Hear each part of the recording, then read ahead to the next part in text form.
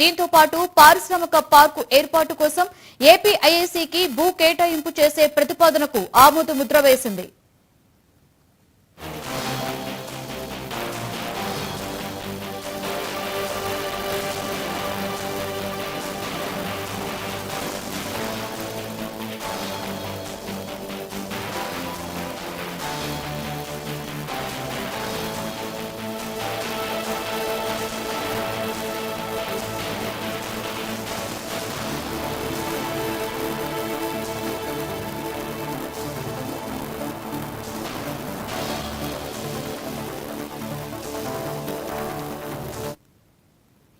AP cabinet సమావేశంలో మంత్రివర్గం పలు కీలక నిర్ణయాలు తీసుకుంది. హైదరాబాద్ లోని పొట్టి శ్రీరాములు విశ్వవిద్యాలయాన్ని ఏపీకి తరలించే ప్రతిపాదనకు మంత్రివర్గం గ్రీన్ సిగ్నల్ ఇచ్చింది.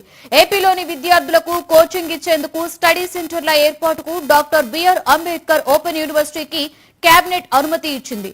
పలు భూ కేటాయింపులకు గ్రీన్ సిగ్నల్ ఇచ్చింది కేబినెట్. నెల్లూరు జిల్లా ముతుకూరులో ఏపీఐఐసికి ఉచితంగా 615 ఎకరాల భూ కేటాయింపునకు కేబినెట్ ఆమోదం తెలిపింది.